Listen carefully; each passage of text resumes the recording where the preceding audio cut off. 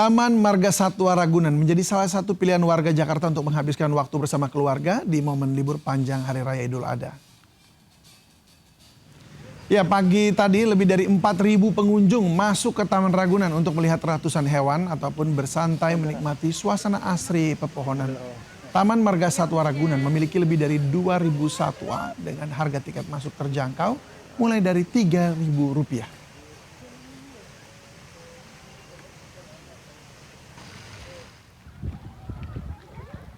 Tempat wisata Taman Impian Jaya Ancol, khususnya Pantai Ancol, juga menjadi destinasi wisata favorit bagi warga ibu kota dan sekitarnya. Dengan harga tiket Rp25.000 hingga Rp35.000, pengunjung bisa puas seharian bermain di Pantai Ancol. Meski cuaca terik, tidak menyurutkan warga menikmati suasana pantai. Hingga pukul 10 pagi tadi, total pengunjung telah mencapai 10.000 orang.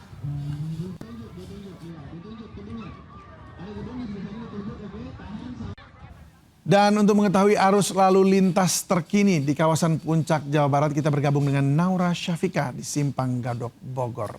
Halo Naura, bagaimana situasi lalu lintas di sana? Tampaknya agak sedikit lengang dan hanya satu arah ya kalau tidak salah.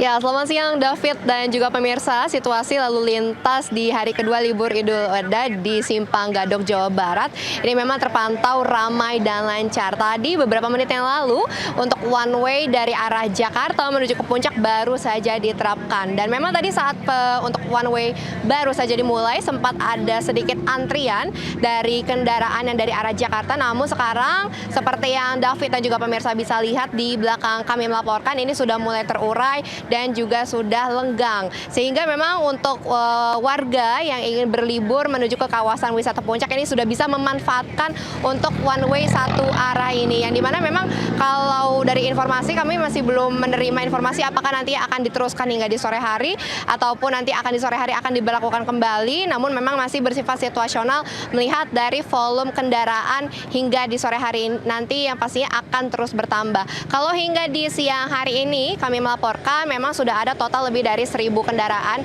yang melewati gerbang tol Ciawi, yang dimana diantaranya ada yang menuju ke arah Puncak. Dan juga kalau kita lihat kendaraan pribadi ini memadati dari plat B, kemudian juga plat F menuju ke kawasan wisata Puncak seperti seperti Ragunan, kemudian juga Kebun Teh, yang dimana memang ini merupakan salah satu spot favorit untuk warga khususnya dari Jabodetabek menghabiskan waktu libur panjang. Dimana kalau misalnya long weekend ini akan terus berlanjut hingga di tanggal 1 Juni mendatang karena masih ada Hari Pancasila di tanggal 1 Juni. Dan ini perlu dicermati kembali juga untuk masyarakat yang ingin berlibur ke kawasan wisata Puncak. Memang untuk informasi seperti penerapan one way ini memang bisa didapatkan di sosial media Satlantas Polres Bogor, di mana untuk rekayasa lalu lintas itu hanya dari one way saja.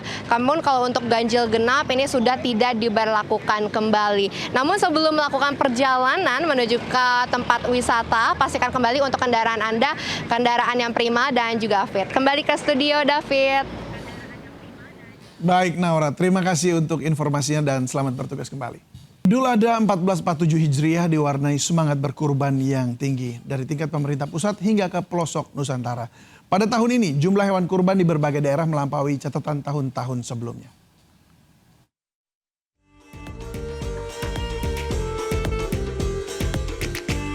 Idul Adha tahun ini berbeda dari sebelumnya. Di tingkat pusat, Presiden Prabowo Subianto menyalurkan 1.098 ekor sapi kurban ke seluruh penjuru Indonesia. Menurut pemerintah, dana kurban Presiden tersebut bersumber dari APBN melalui pos anggaran bantuan kemasyarakatan Presiden. Sapi kurban Presiden bernilai sekitar 100 miliar rupiah.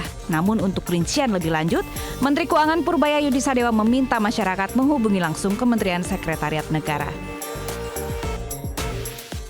Kurbannya Pak? Oh, itu tanya Mensesnek. Tapi rasanya orang mereka sendiri. Semangat yang sama juga terpancar di Yogyakarta.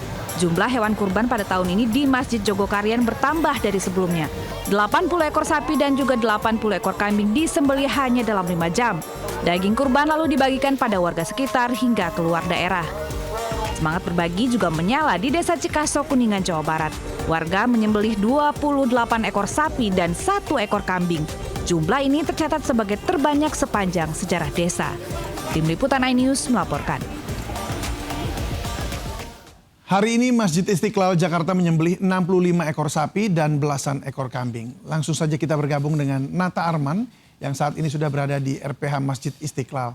Nata, bagaimana suasana penyembelihan hewan kurban di sana saat ini? Ya baik, selamat siang David dan juga pemirsa terkait dengan pemotongan atau penyembelihan dari hewan kurban yang berlangsung pada hari ini berjalan dengan lancar. Kemudian juga untuk sapi dari Presiden Prabowo Subianto dan juga Wakil Presiden Gibran Rakabuming Raka tadi sudah terlebih dahulu dilakukan penyembelihan yang dimulai pada pukul 8 kurang tadi. Kemudian dapat kami sampaikan juga bahwa adapun untuk kedua jenis dari sapi Presiden dan juga Wakil Presiden adalah jenis simental dan juga Brahman Cross yang diberi nama Siloreng dan juga Wirabumi dengan memiliki bobot masing-masing 1,2 ton dan juga 1,3 ton.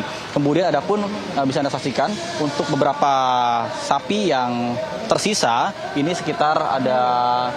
masih sekitar belasan tentunya untuk dilakukan pemotongan karena menunggu antrian, mengingat juga saat ini sudah memasuki azan zuhur sehingga untuk penyembelihan akan kembali dilanjutkan setelah ba'da zuhur atau sekitar pukul 1 siang.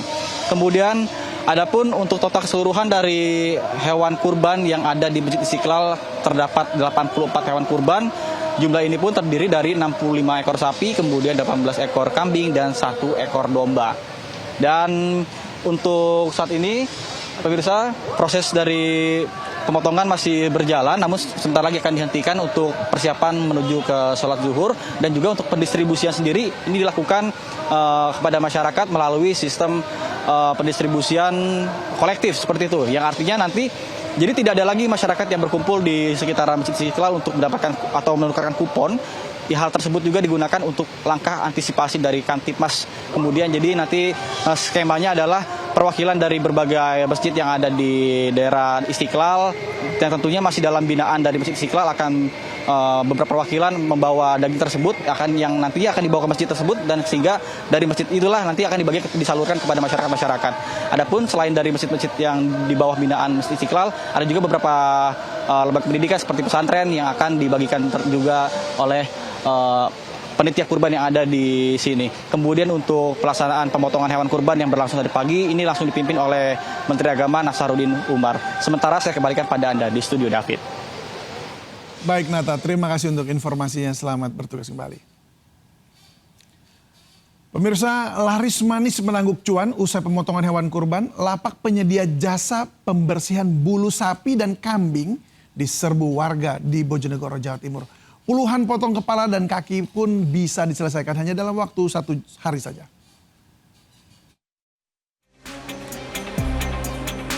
Usai pemotongan hewan kurban, warga menyerbu lapak jasa pembersih bulu hewan kurban di pasar tradisional Bojonegoro. Butuh waktu 30 hingga 1 jam untuk proses pembersihan bulu. Berbekal blower api, pisau dan kapak, para penyedia jasa dengan cekatan menghilangkan semua bulu yang menempel di kaki dan kepala. Dalam sehari, mereka mampu melayani puluhan kaki dan kepala hewan, baik sapi maupun kambing. Sementara biaya pembersihan kaki sebesar Rp15.000, kepala kambing Rp15.000, sementara kepala sapi Rp70.000. Dapat 2 hari 3 hari. Oh, 2 hari 3 hari ya. Terakhir. Ini berapa juta? Ini berapa orang yang mengerjakan ini, Pak? Banyak. Keluarga ya. Iya.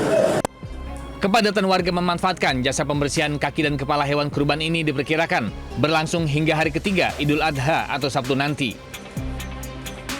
Dari Bojonegoro, Jawa Timur, Dedi Mahdi, iNews melaporkan.